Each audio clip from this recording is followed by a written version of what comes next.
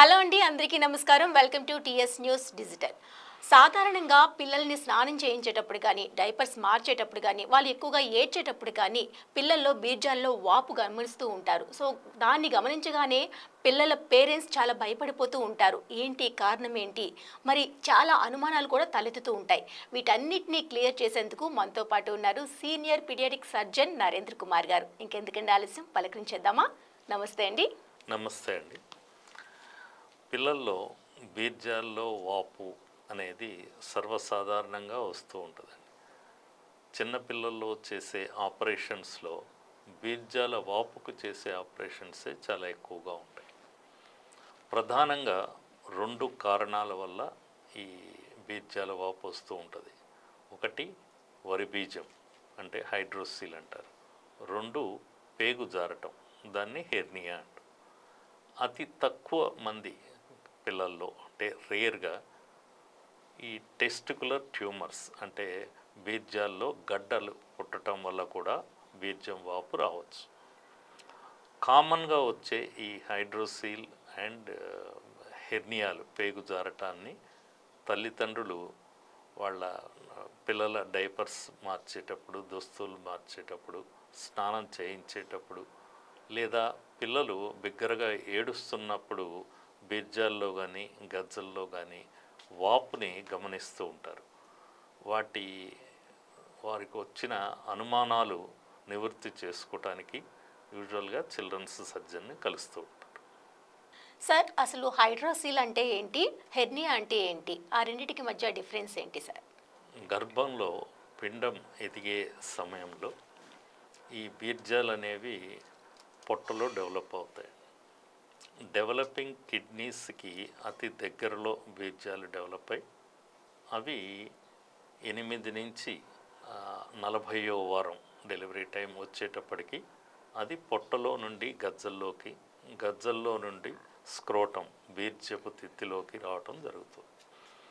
ఇవి వచ్చేటప్పుడు పొట్టలో ఉండే పొర, పెరిటోనియం అనేది దానికి ఒక డైరెక్షన్ ఇస్తూ ఉన్నట్టు ఈ బీర్జంతో పాటు అది బీర్జపు తిత్తిలోకి వచ్చి టెస్టిస్ని కవరింగ్ ఇచ్చి తర్వాత అది కమ్యూనికేషన్ క్లోజ్ అయిపోతుంది. పొట్టకి బీర్జపు తిత్తికి కనెక్షన్ అనేది లేకుండా పోతుంది.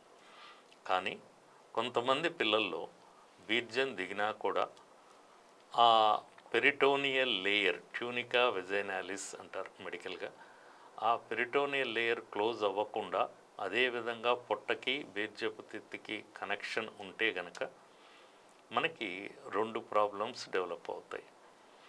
ఆ కమ్యూనికేషన్ చిన్నదిగా ఉంటే పొట్టలో ఉండే నీరు ఒక్కటే బీర్జంలోకి వస్తుంది. అప్పుడు మనం దాన్ని హైడ్రోసీల్ అంటాం, లేకపోతే వరి బీజం అంటాం. ఆ కమ్యూనికేషన్ కనుక సైజు పెద్దదిగా ఉంటే బిడ్డ స్ట్రెయిన్ అయినప్పుడల్లా నీటితో పాటు పేగు కూడా జారటం జరుగుతుంది. పేగు కనుక జారితే దాన్ని హెర్నియా అంటాం. ఈ రెండింటినీ మనం తీసుకున్నప్పుడు వరి బీజంలో పెద్దగా మనకి కాంప్లికేషన్స్ ఉండవు. ఎందుకంటే ఆ రంధ్రం చిన్నదిగా ఉండటం, ఆ కంటెంటు ఓన్లీ ఫ్లూయిడే ఉండటం వల్ల కాంప్లికేషన్స్ అంత ఉండవు.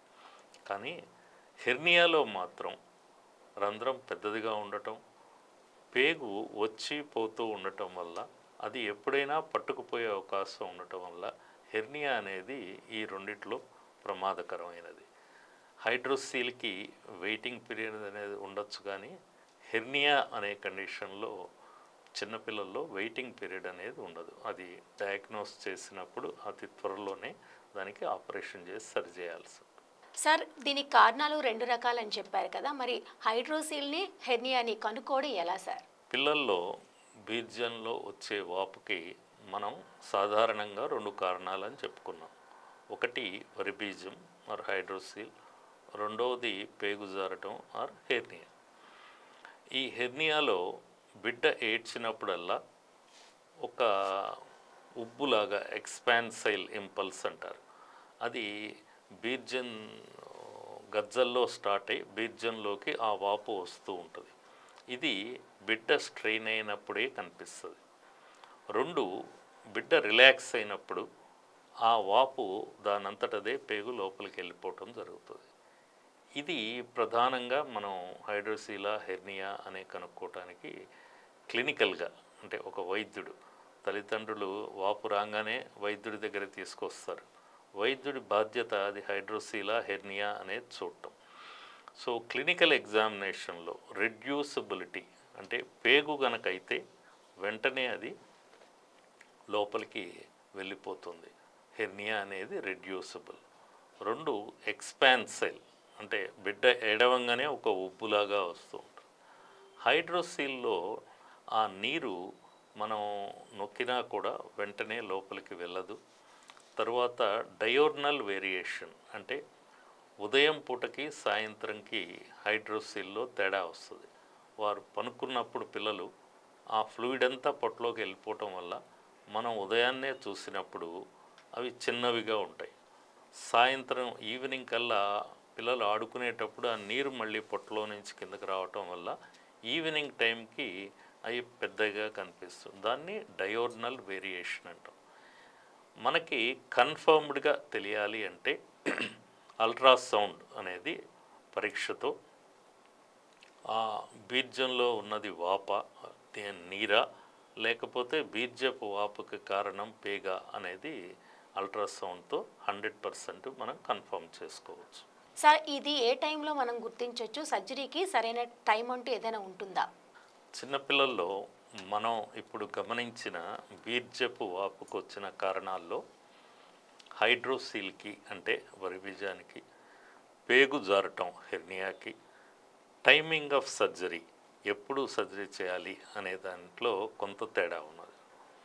వరిబీజంలో ఓన్లీ నీరే ఉండటం వల్ల, రంధ్రం చిన్నదిగా ఉండటం వల్ల ఒక్కొక్క అవకాశంలో కొన్ని సందర్భాల్లో ఆ రంధ్రం మూసుకుపోవటం, ఈ ఫ్లూయిడ్ అబ్జార్బ్ అవ్వటం వల్ల వాటంతటవి తగ్గిపోయే అవకాశం ఉన్నది. అందుకని హైడ్రోసీల్ చిన్నపిల్లల్లో చూసినప్పుడు, నెలల పిల్లల్లో అది చూసినప్పుడు సంవత్సరం నుంచి సంవత్సరంన్నర దాకా అంటే 12 నెలల నుంచి 18 నెలల దాకా మనం వాటి సైజును బట్టి వెయిట్ చేయొచ్చు. దీంట్లో కాంప్లికేషన్స్ ఏమీ ఉండవు. కానీ అదే మనం హెర్నియాని చూసుకుంటే అందులో డిఫెక్ట్ పెద్దదిగా ఉంటుంది. కంటెంట్ అనేది ఇంటెస్టైన్ వచ్చి పోతూ ఉంటుంది ఆ పిల్లలు స్ట్రెయిన్ అయినప్పుడు.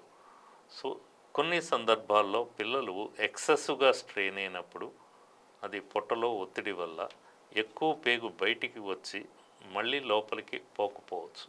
అటువంటి సందర్భాల్లో ఇంటెస్టైనల్ అబ్స్ట్రక్షన్ వచ్చే అవకాశం ఉంటుంది.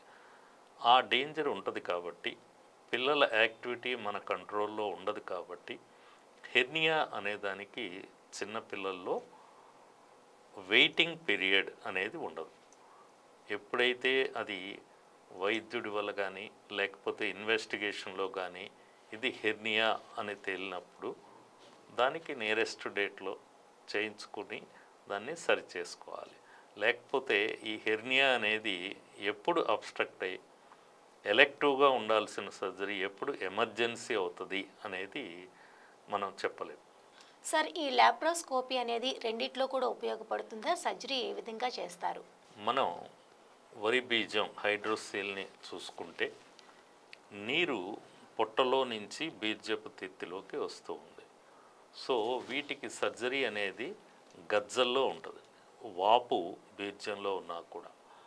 అదే మనం పెద్దవాళ్ళలో వరి బీజం కనుక తీసుకుంటే అందులో నీరు ఎక్కువగా రావటానికి కారణం బీర్జంలోనే ఉంటుంది. ఆపరేషన్ కూడా బీర్జం మీదే చేస్తుంది. అదే చిన్నపిల్లల్లోకి వచ్చేటప్పటికి ఈ కమ్యూనికేషన్ వల్ల పొట్టలో నుండి నీరు కిందకి రావటం వల్ల సో మనం గజ్జల్లో ఆపరేషన్ చేసి ఆ కమ్యూనికేషన్ని ఐడెంటిఫై చేసి దాన్ని సరిచేసి ఫ్లూయిడ్ని తీసేస్తాం. సో చిన్నపిల్లల్లో హైడ్రోసీల్కి సర్జరీ అనేది గజ్జల దగ్గర ఉంటుంది. దీంట్లో లాప్రోస్కోపీ అనే దాని ద్వారా హైడ్రోసీల్ని మనం కరెక్ట్ చేయలేము.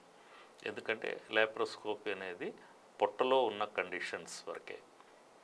హెర్నియా విషయానికి వచ్చేటప్పటికి లాప్రోస్కోపీ ఆర్ ఓపెన్ రెండిటి ద్వారా మనం హెర్నియాని కరెక్ట్ చేయవచ్చు.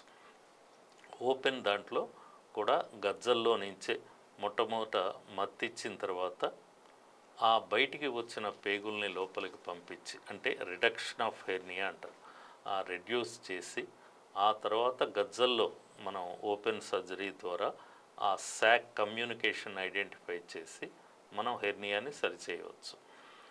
ల్యాప్రోస్కోపీ ద్వారా, అంటే పొట్టలో నుంచి బొడ్డు ద్వారా కెమెరా పంపించడం ద్వారా లోపల నుంచి ఆ డిఫెక్ట్ను చూస్తూ ఇన్స్ట్రుమెంట్స్ ద్వారా కూడా మనం హెర్నియాని సరిచేయవచ్చు. సో హైడ్రోసీల్లో ల్యాప్రోస్కోపీ అనేది ఉండదు. హెర్నియాలో మాత్రం ఓపెన్ మెథడ్ ల్యాప్రోస్కోపీ ద్వారా సరిచేయవచ్చు. సార్, చిన్నపిల్లలో ఏర్పడే హైడ్రోసిల్ గురించి పేరెంట్స్కి మీరు ఇచ్చే సలహాలు ఏంటి సార్? బీర్జాల్లో చిన్నపిల్లల్లో, ఎదిగే పిల్లల్లో వచ్చే వాపులకి ప్రధానమైన కారణాలు వరి బీజం హైడ్రోసిల్ నీరు కలెక్ట్ అవటం, అదేవిధంగా డిఫెక్ట్ ద్వారా పేగు జారటం హెర్నియా. వరి బీజం నెలల పిల్లల్లో కనుక మనం చూసినట్టయితే 12 నెలల నుంచి 18 నెలల దాకా మనం అబ్జర్వ్ చేయవచ్చు. ఎందుకంటే ఆ కంటెంట్ అనేది ఫ్లూయిడ్, దాంట్లో మనకి పెద్దగా కాంప్లికేషన్స్ అనేవి ఉండవు. హెర్నియాకైతే మాత్రం అది పేగు జారటం వల్ల, పేగు పట్టుకుపోయే అవకాశం ఉండటం వల్ల వెయిటింగ్ పీరియడ్ అనేది హెర్నియాలో ఉండదు.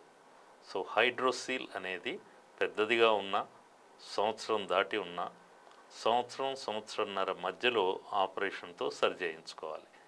హెర్నియా మాత్రం ఎప్పుడు అది వైద్యుడు హెర్నియా అని డయాగ్నోస్ చేశారో వెంటనే చేయించుకోవటం శ్రేయస్కరం.